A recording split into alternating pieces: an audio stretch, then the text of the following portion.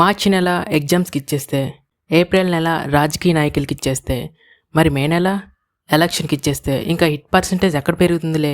అందులోకు మార్చి నుంచి మే నెల వరకు బోనస్గా ఐపీఎల్ కూడా వచ్చింది. అట్లుంటుంది మళ్ళీ. వీటి వల్ల కొన్ని సినిమాలు పోస్ట్ పోన్ కూడా చేసుకున్నారు. ఇవన్నీ పక్కన పెడితే వీటిని పట్టించుకోకుండా మా సినిమాలో కంటెంట్ ఉంటే ఆడియన్స్ చూస్తారని కొన్ని సినిమాలు రిలీజ్ అయ్యాయి. అది కూడా తక్కువగా. అందులో కూడా తక్కువ హిట్ పర్సంటేజ్ కూడా ఉంది. ఇప్పుడు అవేంటో తెలుసుకుందాం. అలాగే మా ఛానల్ని కొత్తగా చూసినట్లయితే సబ్స్క్రైబ్ చేసుకోండి. అలాగే లైక్ కూడా.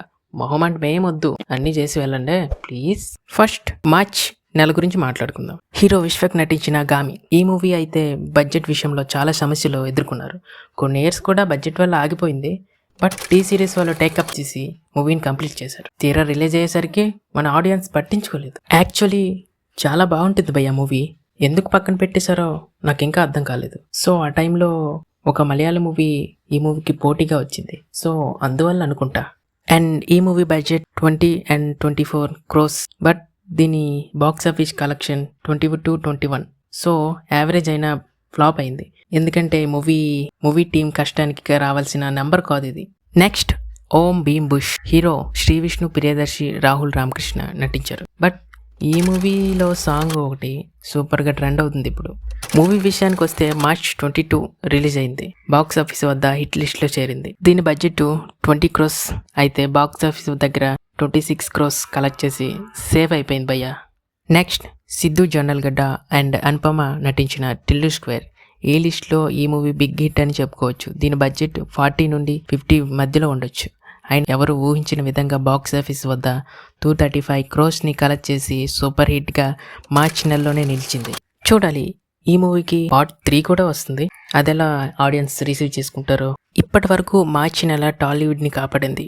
నెక్స్ట్ వచ్చే మంత్స్ అన్ని టాలీవుడ్ని ఇంపాక్ట్ కూడా చేయలేదు. నెక్స్ట్ ఏప్రిల్ నెల. ఇందులో ఒక పెద్ద సినిమా కూడా రిలీజ్ అయింది. అదే ది ఫ్యామిలీ స్టార్. వాళ్ళకి తెలిసి రాడ్డు దింపారో తెలియక దింపారో నాకు అసలు తెలియదు.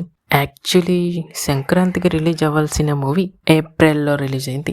అండ్ దీని బడ్జెట్ 50 crores కాగా బాక్స్ ఆఫీస్ వద్ద 19 or 23 crores కలెక్ట్ చేసి విజయ్కి ఇంకో ఫ్లాప్ యాడ్ అయింది. నెక్స్ట్ అంజలి, రాహుల్, శ్రీనివాస్ రెడ్డి, సునీల్ అండ్ శకలక్ శంకర్ నటించిన గీతాంజలి మళ్ళీ వచ్చింది. ఈ మూవీ గీతాంజలికి సీక్వెల్. బట్ గీతాంజలి కాంబినేషన్ని కంటిన్యూ చేద్దాం అనుకున్నారు. సో ఆడియన్స్ మాత్రం రిజెక్ట్ చేశారు ఈ హర్రర్ కామెడీ ఫిల్మ్ని. సో దీని బడ్జెట్ వచ్చేసి అరౌండ్ 6 crores అండ్ దీని బాక్స్ ఆఫీస్ కలెక్షన్ వచ్చేసి 3.47 crores అండ్ ఫ్లాప్ లిస్ట్లో చేరిపోయింది. నెక్స్ట్ సుహాస్ నటించిన ప్రసన్నవదనం. ఈ మూవీ సుహాస్కి ఇయర్లో 2వ మూవీ. నాకైతే ఈ మూవీ నచ్చింది. బట్ ఎందుకు ఫ్లాప్ అయిందో నాకైతే అర్థం కావట్లేదు. నాకు తెలిసి ఈ మూవీ ప్రొడక్షన్ వాల్యూ అనుకుంటా. మేబీ ఒకే దగ్గర తీయడం, స్టోరీ బాగున్నా చూడడానికి కొంచెం నచ్చలేదు గల ఆడియన్స్కి. మేబీ నా ఒపీనియన్. అండ్ దీని budget 8 crores but box office వద్ద 3.65 crores కలెక్ట్ చేసింది. ఫ్లాప్గా నిలిచింది. నెక్స్ట్ అల్లన్ నరేష్ గారు తన కంఫర్ట్ జోన్ నుంచి బయటకు వచ్చి చేసిన మూవీ ఆ ఒక్కటి అడక్కు. బట్ రిలీజ్ అయ్యాక ఏ ఒక్కరూ అడగలేదు భయ్యా. దీని బడ్జెట్ అరౌండ్ 10 crores కాగా దీని బాక్స్ ఆఫీస్ కలెక్షన్ 5.85 crores ఫ్లాప్గా నిలిచింది. చూడాలి నెక్స్ట్ మూవీ ఎలా ఉంటుందో నరేష్ గారిది.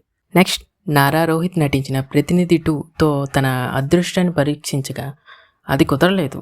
దీని బడ్జెట్ అరౌండ్ 10 crores కాగా బాక్స్ ఆఫీస్ కలెక్షన్ 2 crores ఫ్లాప్గా నిలిచింది. నెక్స్ట్ సత్యదేవ్ నటించిన మూవీ కృష్ణమ్మతో రాగా ఆడియన్స్ పట్టించుకోలేదు. బట్ ఈ మూవీ రిలీజ్ అయ్యి తక్కువ టైంలోనే ఓటీటీలో ప్రత్యక్షమైంది ఏంటో. అండ్ దీని బడ్జెట్ అరౌండ్ 10 crores కాగా బాక్స్ ఆఫీస్ కలెక్షన్ 3.9 crores ఫ్లాప్గా నిలిచింది. అండ్ ఈ వీడియోకి ఇంతే బాబాయ్. మళ్ళీ కలుద్దాం అండ్ బాయ్.